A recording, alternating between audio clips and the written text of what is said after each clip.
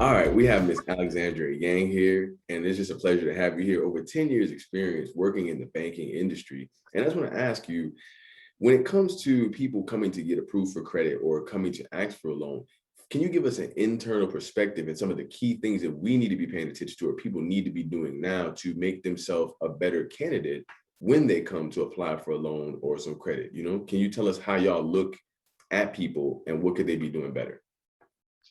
So it always, of course, it includes your income. It does include your credit score. And then the thing is with the credit score, depending on where you're at in that spectrum, it can be a lot more or it can be a lot less on your interest rate. And so it's just sometimes looking at the savings of it all and then what you're going to pay.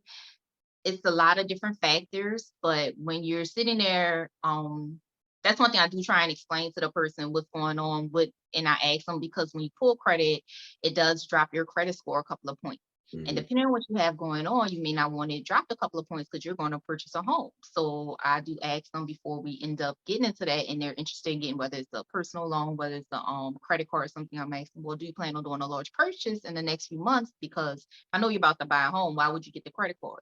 Why would you add, those kind of things? And they're like, oh, that's true. Oh, I didn't think of that. And I'm like, so there's certain things I do have those conversations with them just to make sure, what's going on so they can keep these factors in mind because everyone doesn't know that. And so that's one thing, my way of helping and my little assist in my own little way is to be like, oh, are you doing this? Oh, what's been going on? Oh, I see your score has dropped a little bit. Let's look at oh, you done had a couple of, different inquiries, whether it's loans, a car, auto, Toyota, or if you're trying to do cash cow and you're doing check cash in places, that's interesting. And that shows me it may be, not per se a red flag, but I do ask, well, we do see a couple of check cashing places on here, but you're here telling me you want a credit card, what's going on? And so sometimes it's different factors because you have people who to, get loans a little bit everywhere right before they about to file bankruptcy and then they just like whatever, they ain't gotta pay it. Wow. Yeah, I guess that's interesting to see people apply for credit more in an emergency standpoint or a Mhm. bailout standpoint instead of being like how we teach people in a deliberate sense. Like you say, they don't know what brings their score up and down. And I can say, I mean, I can't speak for everyone, but I know in experiences when I've talked to clients or people that I counsel, you're kind of the exception to the rule. Most people are, sticking and moving and they're at work. And it's if you don't know, you don't know. Sorry, you're Right, denied on to the next. right, I commend you for taking time to at least try and help educate people about some of these things because I mean it's a real situation for a lot of people. If you taking mhm, loan debt, if you're taking credit card debt, if you're taking the personal debt, um, people are in a situation where they need this information so that at least moving forward, they can make sound financial decisions. Do you agree? exactly. And then when I notice for some people having a conversation, they're kind of like, okay, yeah, I hear you, yeah, I hear you. And then a few months later, they come back saying the same thing. Oh, I need extra 500, or I need extra 1,000. I need to do this, I need to do that. And I'm like, well, we just had this conversation, and you don't have the income. You're not, it's just certain things. We just had the conversation, but you're telling me, yeah, I know, I know, I know. Well, you must not know. So, you know, you do have options, you do have ways like this to kind of learn the knowledge, trying to help you and trying to build on it, so I mean, there's a saying that says applied knowledge is power. I know a lot of times they say knowledge is power, but to your right, point earlier, you have to take the actions afterwards right. to be able to apply what you learned to put yourself in a better position. And I think, that's just why we just work so hard here to try and help people educate, about finances because without a plan or without a goal or without seeing what you could possibly be doing, you continue to kind of self-destruct. You want a quick fix. I'm in debt or I don't have enough money right now. I just need some money. I just need some money. It's not about fixing the core issue.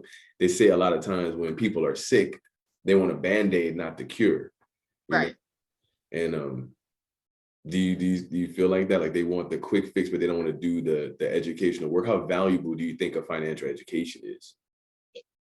It's very valuable and it's very interesting to see certain things happen, especially now where you got the PPE loans, you got this, you got, all different type of things available to people and they're getting them and yet they're not fully aware of what, not per se consequences, but what can happen if you don't do it the right way. Mhm. And I don't know about everybody else, but the federal government don't play. So No, they don't. don't know, but hey, what can you do? There are no shortcuts. I think that's the most important thing, that you just have to realize that I had a guy tell me one time, who was a personal trainer, and he said people come to him all the time when they want to work out and they want to get in shape in 90 days or 100 days for a vacation or a wedding or something like that. And he says, it took you 5 years to get out of shape. Why do you think it's going to take you 3 months to get in shape? Right. So if we spend a lifetime uninformed about financial education, how can we think it's going to be a quick fix? But I think one of the most important things is, aside from the people that you say are deliberately doing this, most Hmm. people are put in a financially negative situation by no fault of their own. We are not taught any of this in a deliberate way. We're not taught to be a financially successful adult. The one thing that we know we're going to have to be, you know what I mean? And adults around us know we're going to have to be. You learn math, you learn science, you learn all these other things, but you never get taught this. And even in adulting 101, it's not, here's how to build deliberate wealth. Here's how to have a good credit score. Here's how to have low debt, high savings, and qualify to be able to live successfully when you're a teenager. It's buy a house, get a car on a loan, use your credit cards, and do it for the gram. And you wind up in a situation where then you become in a higher 20s, early 30s adult, and you can't do anything, you know? And so Hmm. I just think people shouldn't beat themselves up so much about it if you're being intentional about actually trying to improve. Like the people who are here, the students who are here, it's not your fault that you are in the situation you're in, even though some of your spending habits, because your spending habits are informed by a lack of education. But now you have to own the responsibility, especially with the great advice that you're giving, to put yourself in a financially successful position and seek out the knowledge to improve your life.